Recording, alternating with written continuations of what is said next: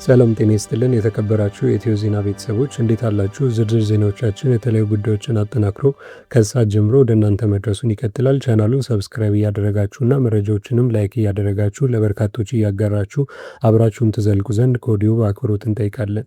በራያ ቆቦ ግንባር የአገዛዙ ሰራዊት ፋኖን እየተቀላቀለ መሆኑ ተገለጸ። በራያ ቆቦ ግንባር ሽንፈት የተከናነበው የአገዛዙ ሰራዊት በመፍረስ የፋኖን ጦር መቀላቀሉን ቀጥሏል። የጦር ግንባር ሽንፈት የገጠመው የብልጽግና 82ኛ ኮር 47ኛ ክፍለ ጦር የሎጂስቲክስ መምሪያ ኃላፊና 48ኛ ክፍለ ጦር ሰራዊት አባላት ከየአቅጣጫው በመፍረስ ወደ ምኒልክ ዕዝ 102ኛ ኮር መቀላቀላቸው ታውቋል። ዛሬ በሰሜን ወሎ በራያ ቆቦ ወረዳ የአገዛዙ 47ኛና 48ኛ ክፍለ ጦር 10 የሰራዊት አባላት ከስምሪት ቀጠና በመጥፋት ሙሉ ትጥቃቸውን ከተተኳሽ ጋር በመያዝ ወደ 102ኛ ኮር 49ኛና 65ኛ ክፍለ ጦር መቀላቀላቸውን እዙ ይፋ አድርጓል። ፋኖን የተቀላቀለው የአገዛዙ የሰሜን ምስራቅ ዕዝ የ802ኛ ኮር 48ኛ ክፍለ ጦር የተዋጊ መሐንዲስ ወታደሮች በሰራዊት መካከል የእርስ በርስ አለመተማመን፣ ከፍተኛ የሆነ መጠራጠር፣ ዘር ተኮር ግድያ እንዲሁም አድሏዊ አሰራር ከጊዜ ወደ ጊዜ እየተባባሰ መጥቷል ሲሉ ገልጸዋል። የአገዛዙ የ48ኛ ክፍለ ጦር 48ኛ ክፍለ ጦር የሰራዊት አባላት የነበሩት ወታደሮች አክለውም በቅርብ ጊዜ ወዲህ እየተለመደ የመጣው ሰዎች ብቃት ሳይኖራቸው በመሾም የአንድ ወገን የበላይነት በግልጽ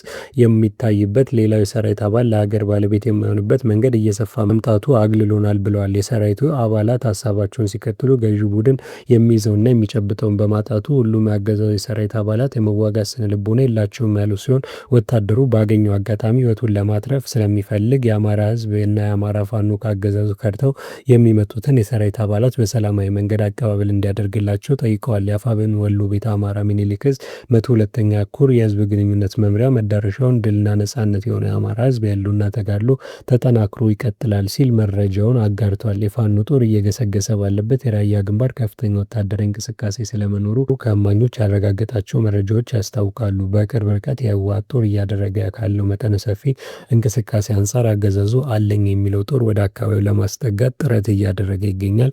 በርካታ የጦር መሳሪያዎችም የኃይል ስምሪትና የምሽግ ዝግጅቶችን መመልከታቸውን የሚገልጹ እማኞች በአካባቢው ሌላ ከባድ ጦርነት ሊፈነዳ እንደሚችልም ጠቁመዋል። በአካባቢው ምሽግ እየቆፈረ ያለ አገዛዙ ጦር ከሰሜን በኩል ይመጣል ያለውን መጠነ ሰፊ ዘመቻ ለመቋቋም ሰራዊቱን ከተለያየ አቅጣጫ እያሰባሰበ እንደሆነም ታውቋል።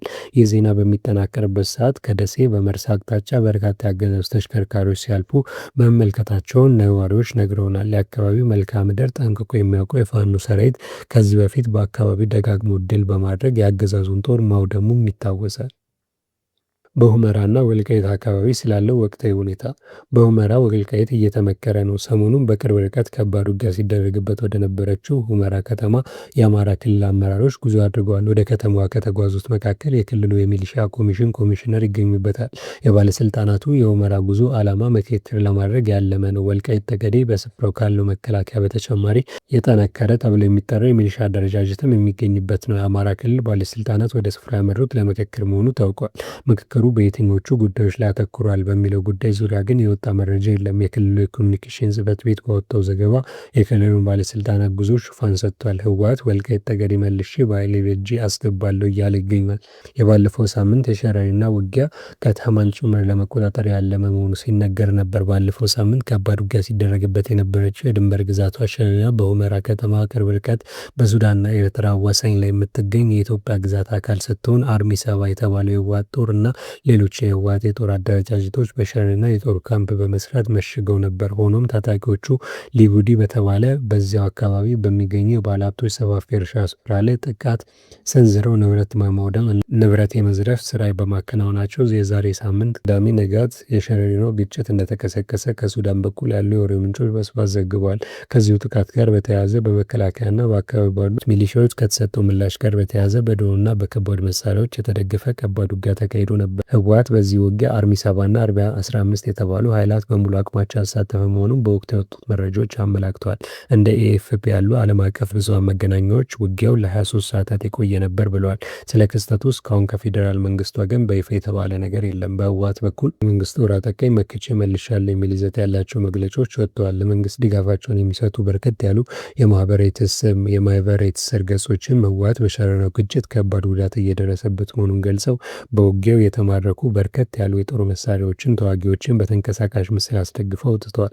ፌዴራል መንግስት በዚህ ውጊያ ከመነሻው ምንም ያለበት ሁኔታ ስላልታየ በማህበራዊ ሚዲያ አንቂዎች ወይም አክቲቪስቶች በኩል እየተሰራጨ ስላሉት ምስሎች የራሱ ማረጋገጫ አልሰጠም። ይህ በዚህ እንዳለ የህወሓት ታጣቂዎች ወደ ሱዳን አፈግፍገዋል የተባለ ሲሆን የማፈግፈጉ ሂደትም የተበታተነና ያልተደራጀ እንደነበር ከሱዳን በኩል የወጡ መረጃዎች ያሳያሉ። አንዳንዶቹ ቆስለው ወደ ሱዳን ሸሽተው በመግባት ላይ ለነበሩት የህወሓት ታጣቂዎች የሱዳን የመጀመሪያ ሕክምና እርዳታ ሰጪ ድርጅቶች ገዛ ያደረጉላቸው መሆኑን እንደ ሱዳን ትሪቡን የመሳሰሉት የወሬ ምንጮች ዘግበዋል። ህወሓት የጦርነት ዝግጅቴን አጠናቅቄያለሁ በማለት በተደጋጋሚ ወታደር ይዛቸውን እያሰማ ሲሆን የዛሬ ሳምንቱን የሸረና ውጊያ ተከትሎ አዲስ ግጭት ሊቀሰቀስ ይችላል የሚል ስጋትም በስፋት አለ። የተወደዳችሁ የቻናላችን ቤተሰቦች ለዚህ ሰዓት ያዝናቸው አዳዲስ ሰበር መረጃዎች እነዚህ ነበሩ። ከቆይታ በኋላ በሌሎች መረጃዎች ድጋሚ እንገናኛለን። እስከዛው በያላችሁበት መልካም ጊዜን ተመኘን።